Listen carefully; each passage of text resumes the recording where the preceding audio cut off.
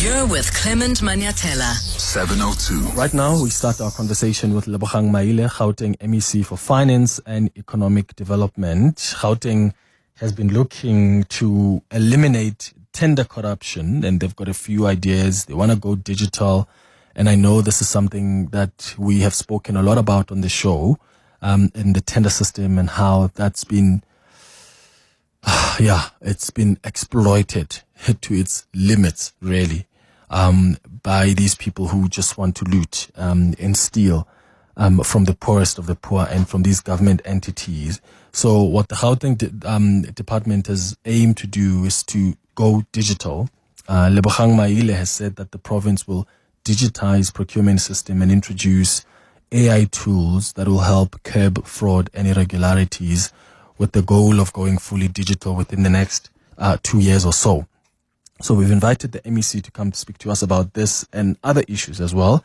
So he joins us now via Zoom. MEC Maile, thank you so much for making time for us. Good morning. Morning, and thanks for having us, Clement. Let's start with the Gauteng economy and what the plans are to try and keep on resuscitating it. Because I saw that the economy in Gauteng only grew by about 8% when you look at it over the past decade, while the population expanded by about 25%. How is the province addressing this mismatch between economic output and population growth? One of the decisions we took last week, Wednesday, was to adopt an economic plan for the province, which we would be unveiling how we want to grow the economy of the province. And some of the things that we will be saying, which are contained in that plan, includes the growth target that we'll be setting ourselves, includes how we want to reduce unemployment, how we want to fight poverty. It includes which sectors we will be prioritizing in the Gauteng context, and how we will be collaborating with other provinces, especially immediate, those that are next to us, the Popo, Free State, Mpumalanga, Northwest, amongst others, because there's a lot of activities that are taking place and can be taking place amongst these provinces with ourselves. But it also will include how we will focus on township economies. As you know, we've been focusing on that. We will also be, in that plan, explaining how we plan to contribute towards the national growth target. Because if national was to achieve the target which the president has set, Gauteng has to come to the party and grow significantly. So in short, and I know I'm not giving you specifics, Clement, I know you're saying, but what exactly I'm saying. But the plan is there. That's what I would say. You know, we came into office last year as this seventh administration, and we have acknowledged that there are several challenges. And unfortunately, some of those challenges are beyond us. They will require national government, like the issue of energy, the issue of water infrastructure. And then there's other challenges which might be continental and international. So we will have to work with the national government because the Gauteng economy is part of the South Africa's economy, and we can't build it in isolation from the national government's effort. Yeah. But what sectors are you looking at? I'm hoping you can at least give us a taste of what sectors you will be focusing on as you try in that plan to grow the economy in Gauteng. Because there's been criticism in the past that there's been an over-reliance on a few sectors. Manufacturing's contribution to the GDP, in fact, has been shrinking. And I know in the past you've re-emphasized reindustrialization as central to Gauteng's strategy. So how are you revitalizing sectors such as automotive or pharmaceuticals? I'm trying to get a sense of what sectors you're going to be prioritizing that are going to help grow this Gauteng economy? Yeah, as you know, the Gauteng economy is diversified. You all have almost most, if not all, sectors. We just need to decide where do we focus based on the performance of those sectors. One of those, and I'll come to the automotive and manufacturing. One of those is tourism.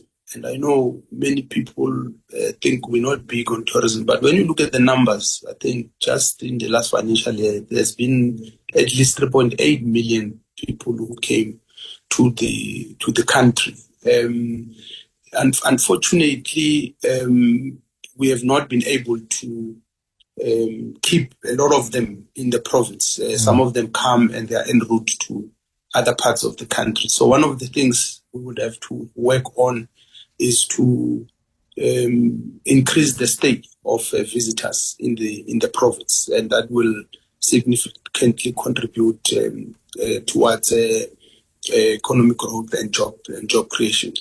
The automotive sector, as you know, we are one of the provinces, including, in fact, we are one of the three, I think, that are biggest in terms of the manufacturing in the automotive sector. The others will be Eastern Cape and KZN. And in Gauteng, you already have BMW, Ford and Nissan amongst other players who are manufacturing.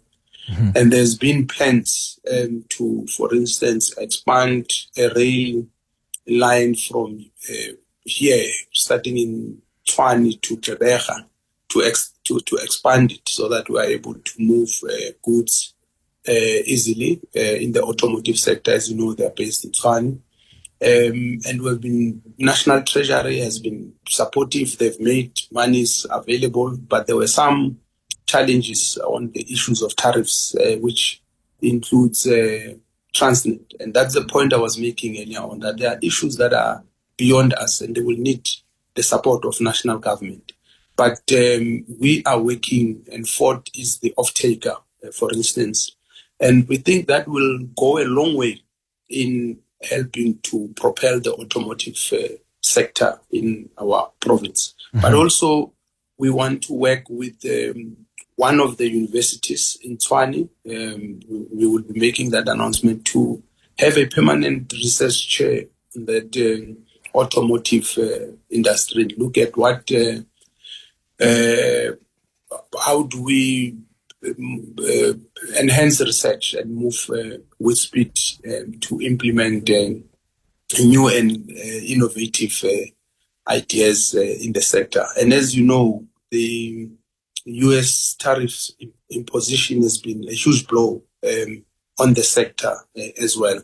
There's also other tiers in the sector which are contributing to the tier one, which were affected significantly. So we are focusing on the automotive. We are working with them, in short, with the players. And in fact, our approach on all the sectors, including manufacturing. And as you know, manufacturing, for instance, without energy, amongst other things, energy that is reliable and that is affordable, it will be very difficult. You would have heard the Minister of Energy has made a commitment for reliability and affordability. And once again, that's another element which is dependent on national government, and we have to work with the national government. We are working with every players in the sector because we understand that our responsibility is to create a conducive environment.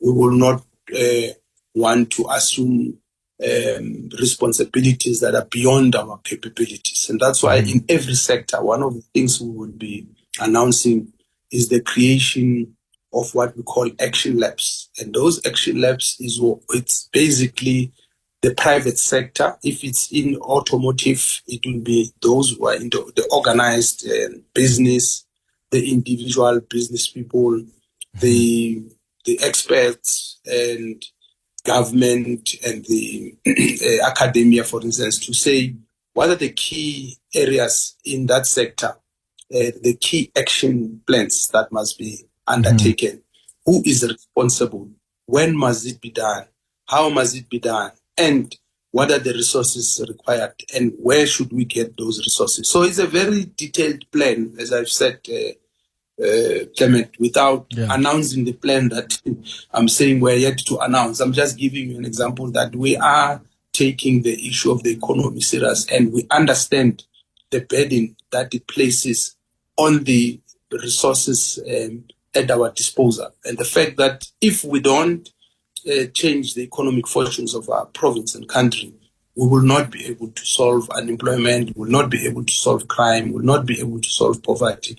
So we have to succeed. And one of the things you will remember, in April this year, we had the inaugural investment conference, which raised 312 billion in pledges.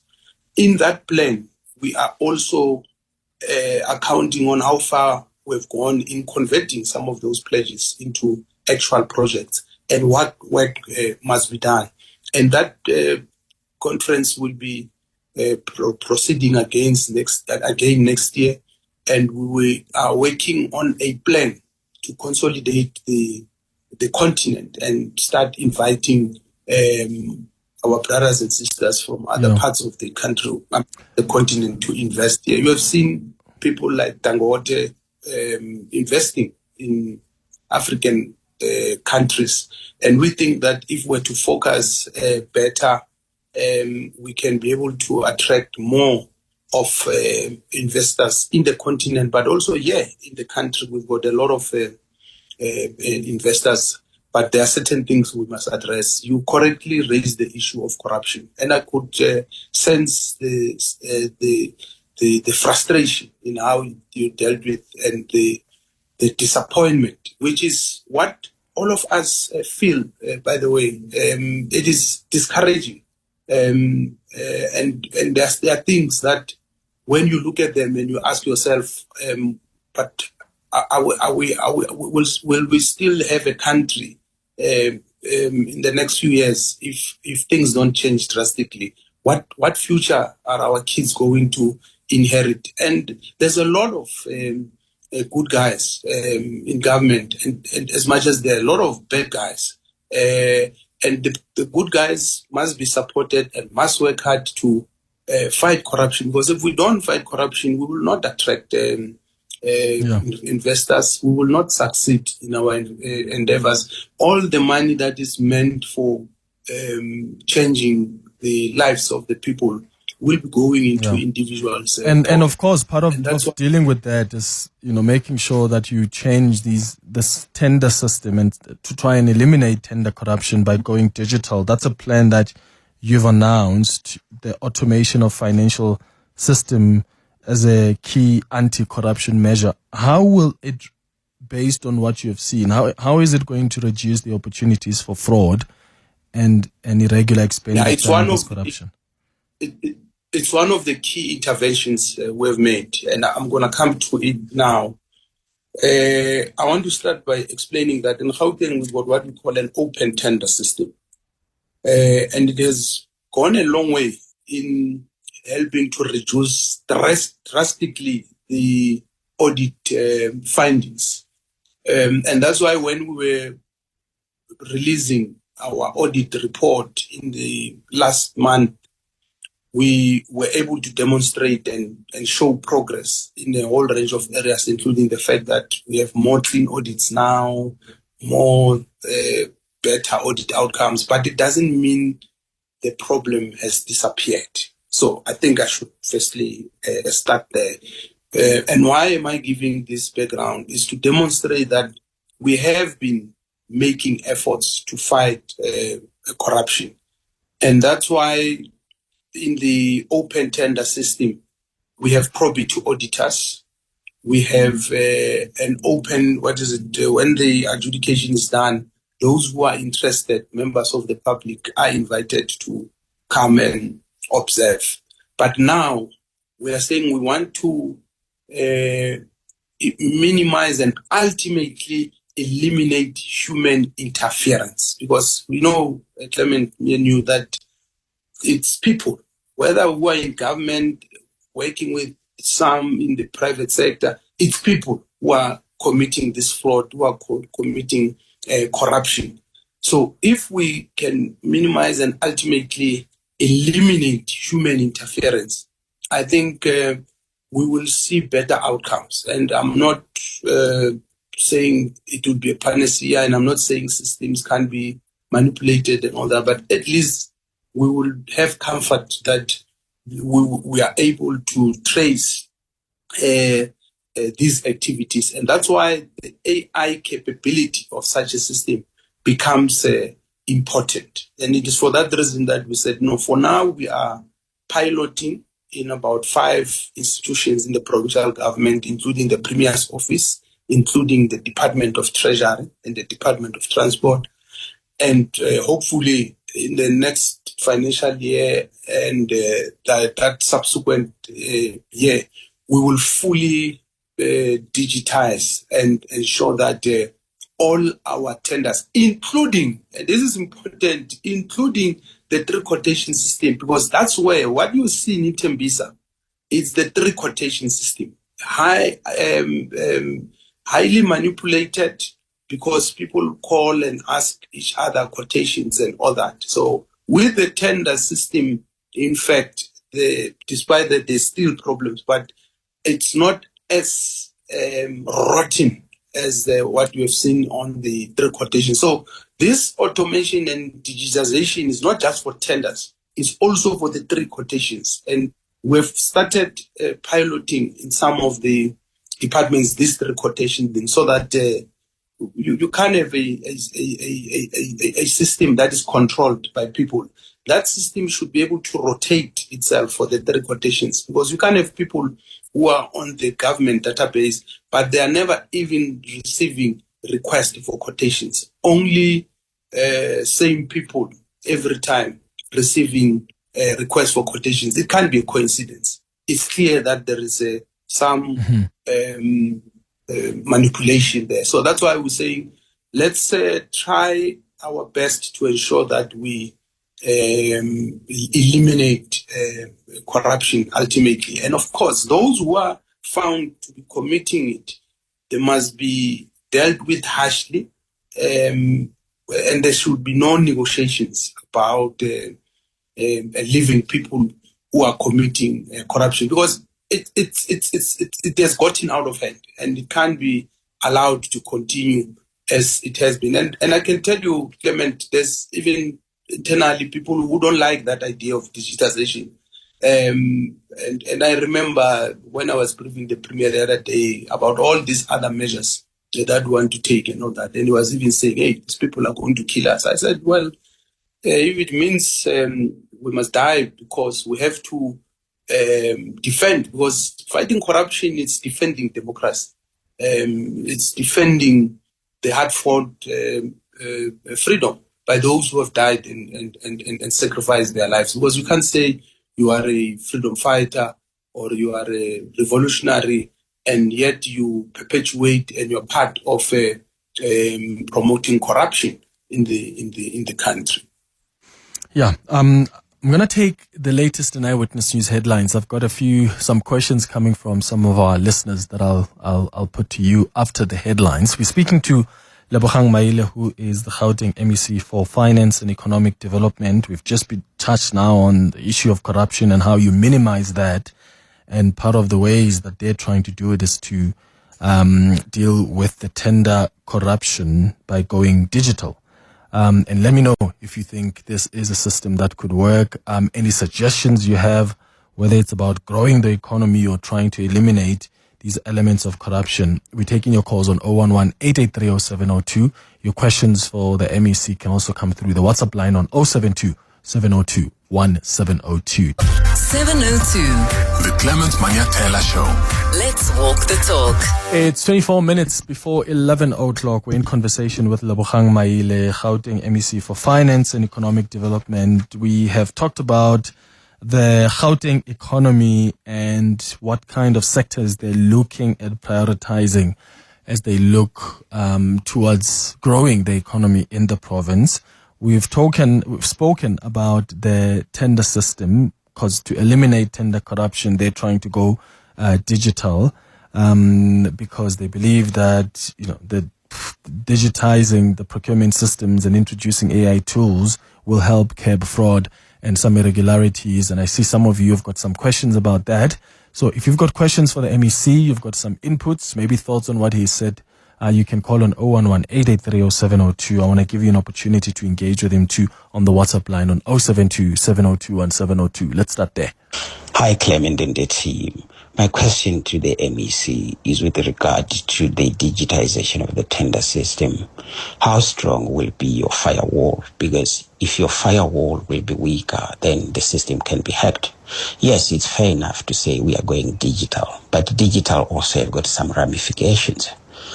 And don't you think that we need to consider the format of the tender system first? Because currently, I'm not in the construction, but I can bid to build a library in my community, despite the fact that I'm not in the construction. Or I can bid to provide some skin jeans elsewhere. So don't you think that you need to consider the format first before digital? Thanks, David. Oh, thank you, David. Yeah, MEC, that's a really a fair question, because that's why you've got companies that end up bidding to build a whole school, even when they historically don't have any background having done that, and they start subcontracting other companies who specialize in that. So isn't it best then to change the format first? Well, I don't think there's a problem in always looking at the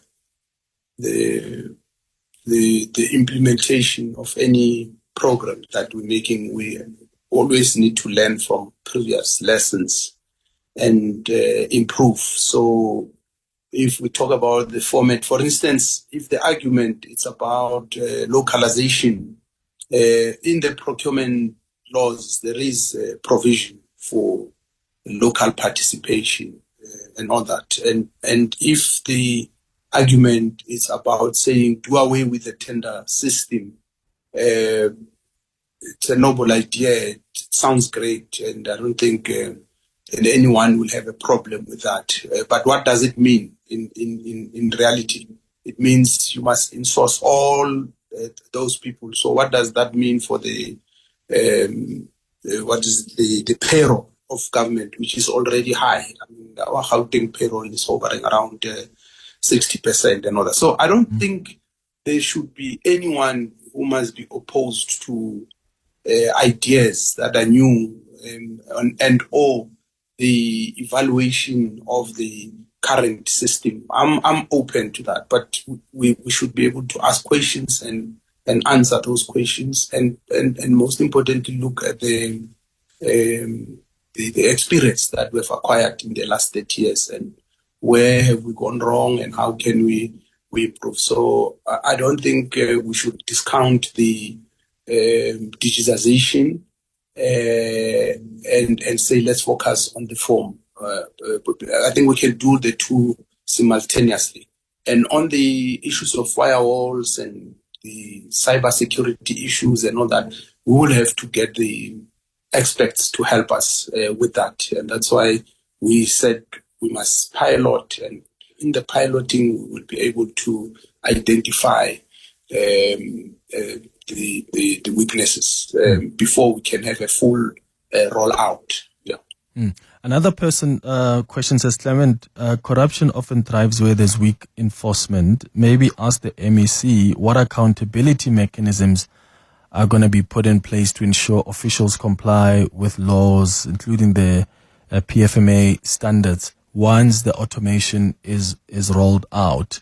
So the issue here becomes, the reality here is there are still some laws that must be complied with. So where does the opportunity exist there to ensure that there are accountability mechanisms in place? The PFMA states certain principles which are non-negotiable, like transparency, fairness, competitiveness, value for money when you procure goods and services. So whatever system that you put in place has to answer those fundamental principles that are in the PFMA and in the Constitution of the Republic. But there are various mechanisms that Treasury puts in place, including instruction notes to be able to guide how departments must carry their activities.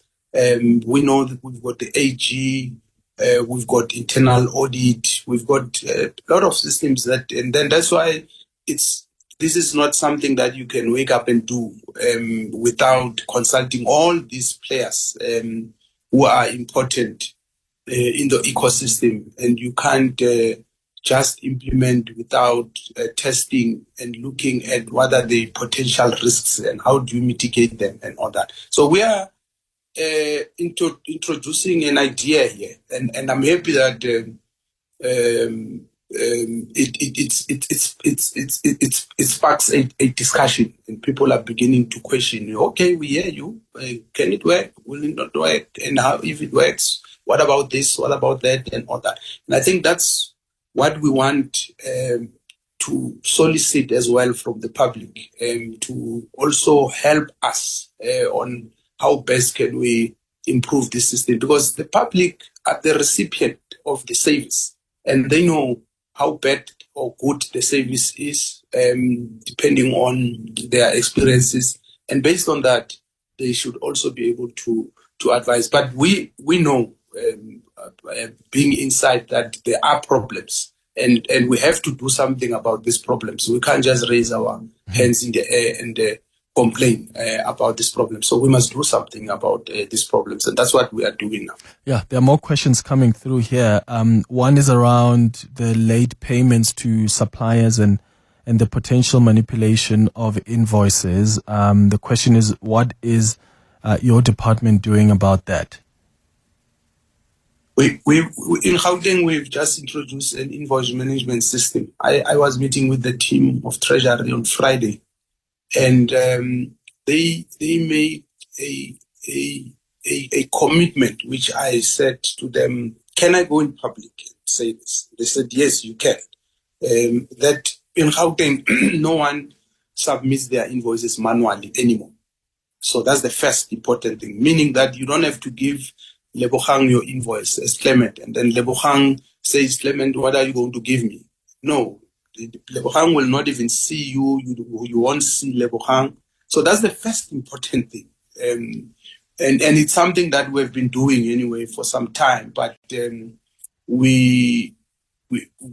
was not fully automated. So on the invoicing system, we are fully automated now. That's the first thing. The second thing, I can tell you now without any fear of contradiction that we pay our invoices, at least 96% of our invoices, within 30 days, except for one or two departments where there are big problems, which we are working with the leadership of those departments to sort out those issues. And the challenges that have to do with accruals in those departments, challenges that have to do with the baseline of those departments, and I'm referring here to Department of Health, because you'll ask Clement, health and infrastructure.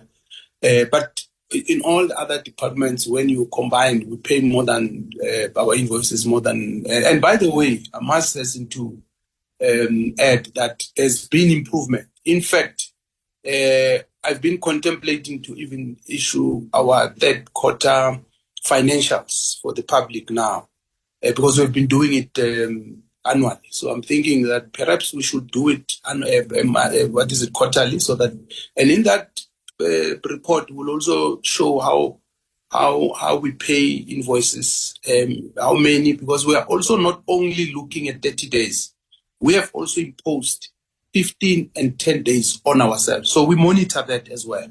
So if I was to release the financials, the second quarter financials, I'll be able to give you a breakdown per department because ultimately we want to get to a point where we pay invoices in 10 days in Gauteng. That's why we said the law says 30 days, but let's start and see if we can do it in 15 days. Okay. We can do it in 10 days. And in fact, it is done in a lot of areas, and there's been some improvement in this quarter from the Department of Health as well.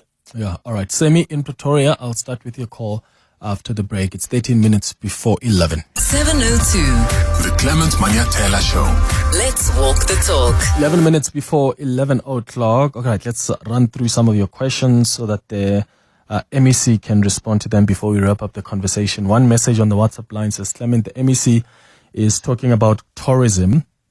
This is actually the sleeping giant for employment. However, because of crime, we're not reaching our full potential. Tourism buses have previously been attacked, and I've never had any priority protection plan on such issues. That's a message from Malta in Sunnyside. Semi, you are in Pretoria. What's your question or input? Good morning. Okay, good morning, Clement. Clement, I hear the MEC that says that they're going to implement artificial intelligence and automation to make sure that the tender system goes smoothly with the corruption, right? But then, artificial intelligence and automation are not a new thing. They've been around for more than 40 years. Now, if they know that these things are going to combat corruption, they've been in government for more than 30 years. Why have they implemented these things? And the second question is this: those artificial intelligence systems and AI, they need to be built by someone. Who's going to build them? Is there going to be a tender to build those systems? And how are they going to make sure that the tender is not being corrupted? All right, thank you for that question. Those two questions, Semi. I'll get the MEC to respond to them in a moment. Here are some WhatsApps as well that have come through. Hi, team. My question is to data level: is which AI tools specifically are they going to use, and what is it going to check for specifically in order to combat corruption? That's what I need to find out, because it's just AI tools. Which AI tools specifically? Hi, Clement.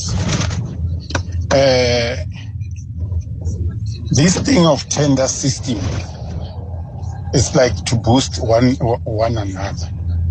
I think it's better if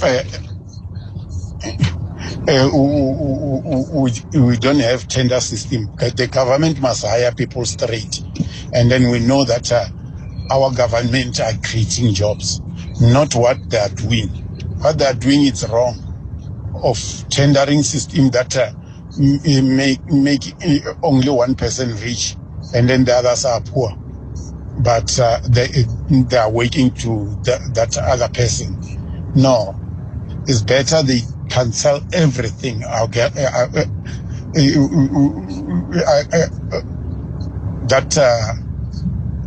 It's accordingly tender system is wrong.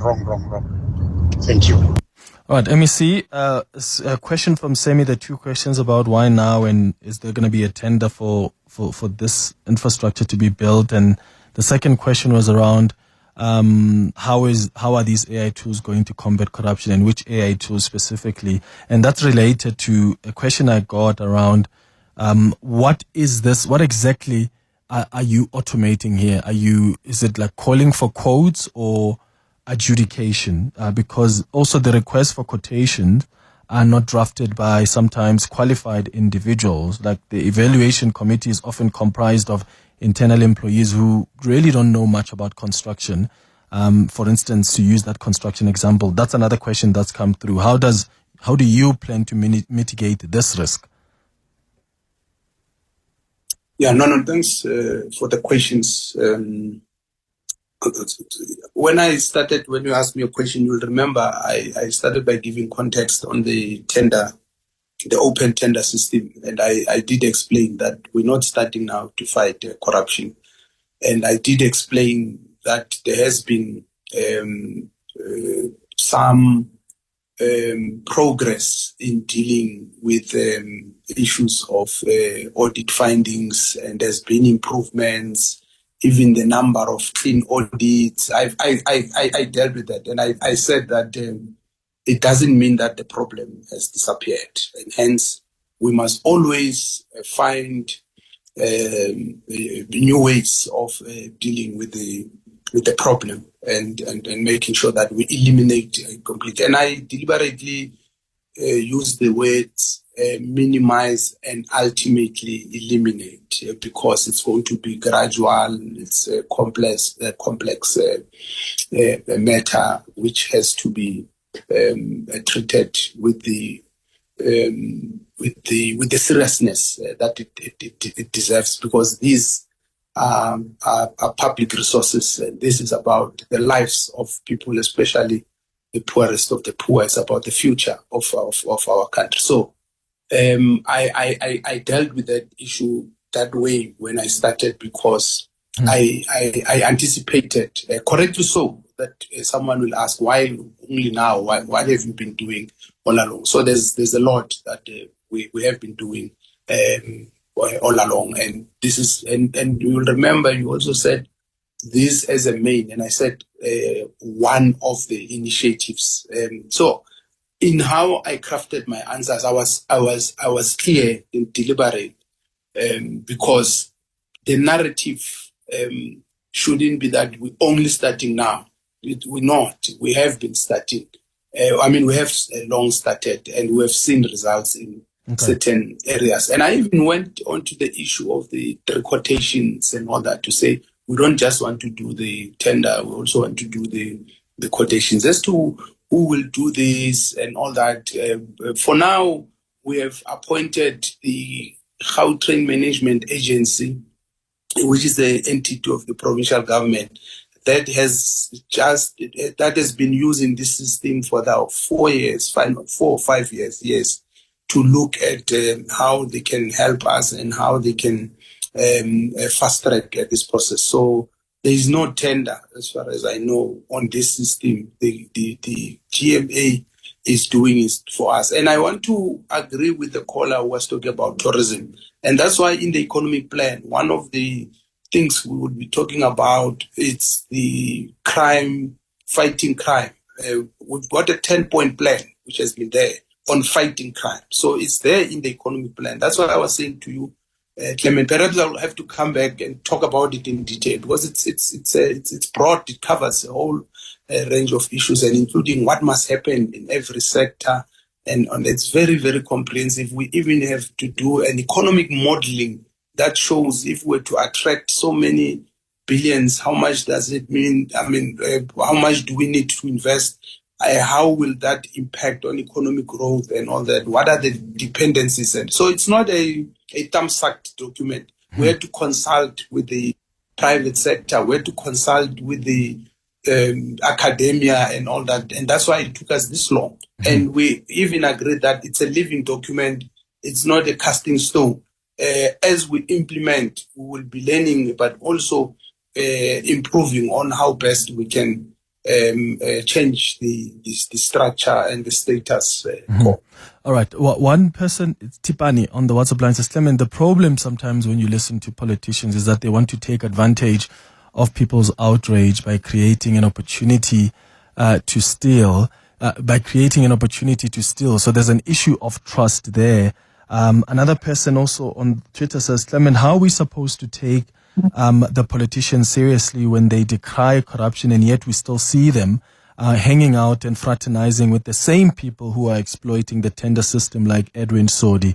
Please ask Lebogang Maile, how are we supposed to trust them when that is happening? Yes, Amisi? Yeah, no, thank you very much. You see, we must not just, and I know people like making accusations, and it's easy to soil people's images and characters. So if there's anyone, for instance, Lebogang, who is working with criminals, call him out, get him arrested. We have seen people are being arrested as we speak in the country.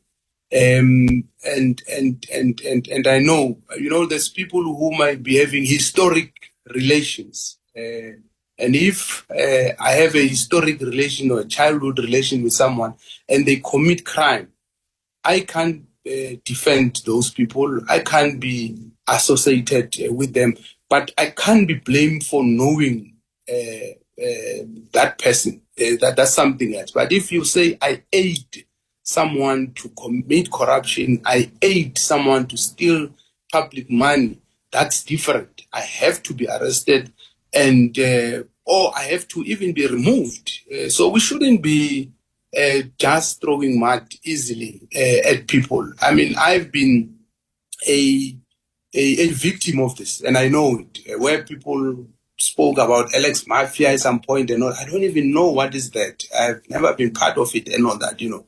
So my conscience is clear, and I know very well that I will never aid anyone to commit crime. I will never aid anyone to steal government money. And if I was to be accused of anything, whatever, I will not even wait for anyone to tell me that I must leave. So I don't think it's right that we just it's easy to soil someone's name. All right, Lebogang Maile, we've got to leave it there because I'm completely out of time. But thank you so much for making time for us. I really appreciate it. That's the MEC for Finance and Economic Development in Gauteng.